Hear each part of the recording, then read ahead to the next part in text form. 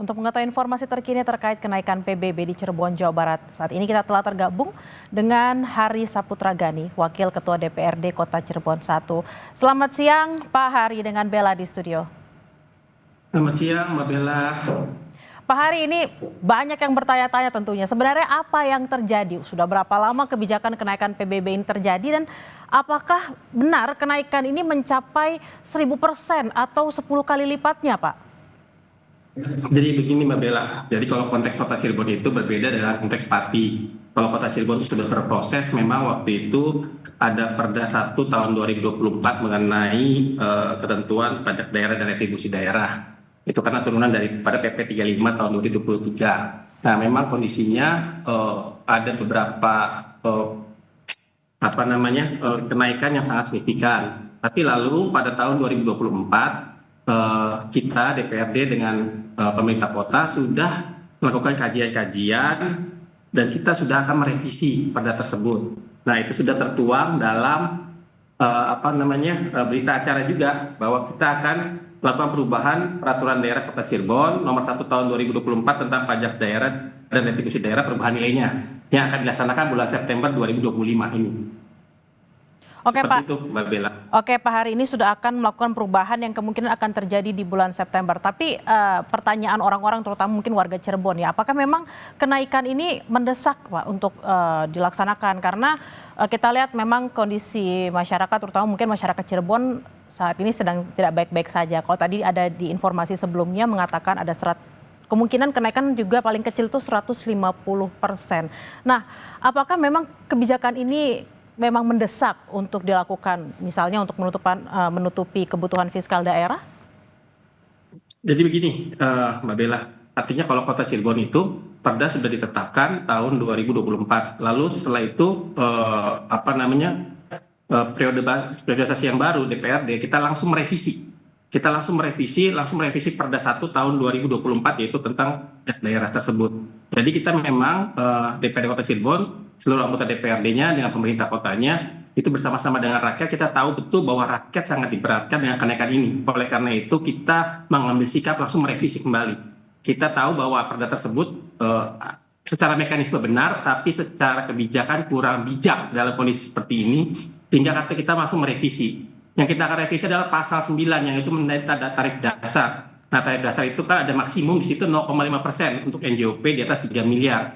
Nah, oleh karena itu kita akan kunci untuk NJOP untuk persentase pengaliannya itu tidak lebih daripada 0,3% atau 0,2%. Jadi kita memang benar-benar bersama masyarakat. Dan ini akan dilaksanakan oleh kita sudah berjalan, tinggal di September ini pengetok palunya. Seperti itu, Mbak Bella. Berarti kenaikannya tidak akan lebih dari 0,3 atau 0,2% dari NJOP. Dari NJOP. Pengaliannya. Oke, pengaliannya. Kira-kira berapa persen Pak kalau totalkan gitu? Apakah mungkin bisa mencapai lebih dari 100% misalnya? Jadi begini, ada dua hal. Satu, di perda itu mengatur tarif dasar, adalah pengalian dasarnya. Nah, untuk melihat besaran pajak itu, pengalian dasar berikut dengan NJOP-nya. Nah, NJOP itu berdasarkan appraisal. Nah, NJOP lebih mudah, artinya NJOP itu bisa namanya menggunakan keputusan wali kota, sesuai dengan namanya appraisal yang berlaku seperti itu. Nah, kita yang paling penting adalah sekarang menurunkan tarif dasarnya dulu. Artinya yang dulu 3 miliar ke atas itu 0,5% pengaliannya, kita akan turunkan. Maksimum itu 0,3, kalau bisa 0,2. Ini juga berkat teman-teman dari semuanya, dari masyarakat yang berdiskusi, yang kita rapat dengan pendapat dengan DPRD, kita mendengarkan betul bagaimana masukan masyarakat dan kita bersepakat untuk mengubah perda tersebut. Jadi ini udah proses akhir nih, September ini sesuai dengan berita acara kita akan sahkan perda terbaru. Yang artinya nanti kemungkinan kenaikan pasti ada, tapi tentu kenaikan itu tidak signifikan sekali seperti itu. Nah Pak Hari, ini kan memang mau diputuskan di bulan September. Sejauh ini kan banyak warga yang juga ingin mengungkapkan aspirasinya, mendapatkan penolakan gitu ya Pak. Nah sejauh ini apakah warga juga dilibatkan dalam proses pengambilan keputusan dan apakah mereka juga sudah diajakin ngobrol gitu terkait dengan adanya kenaikan-kenaikan yang akan terjadi meskipun memang tidak sebesar yang ada informasinya sekarang? Jadi memang ini perjuangan bersama, ini perjuangan bukan sekedar perjuangan daripada teman-teman anggota DPRD, pemerintah Kota Cirebon, tapi ini perjuangan dari masyarakat Kota Cirebon.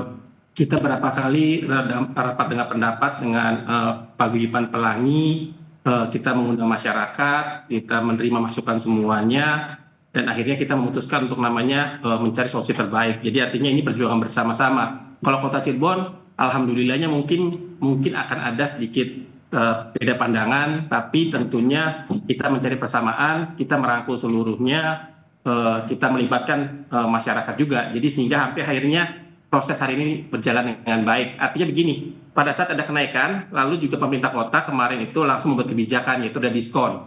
Diskon itu sampai 50%, itu guna untuk mengantisipasi daripada perda yang berlaku. Nah, oleh karena itu, di bulan September ini kita akan mengetok nih perdanya nih, merubah tarif dasarnya, sehingga di tahun 2026 itu menjadi lebih murah semuanya, seperti itu tarifnya. Nah, ini saya akan tunjukkan, ini keputusan DPRD Kota Cirebon mengenai tentang pembentukan peraturan daerah.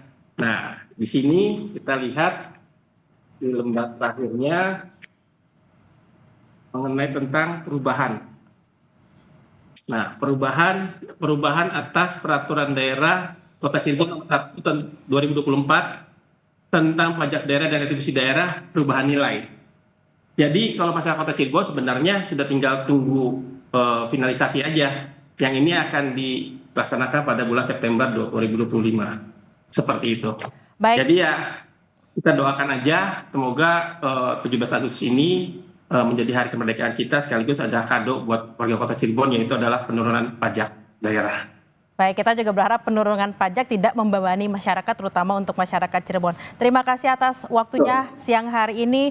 Hari Saputra Gani, Wakil Ketua 1 DPRD Kota Cirebon, selamat beraktivitas kembali.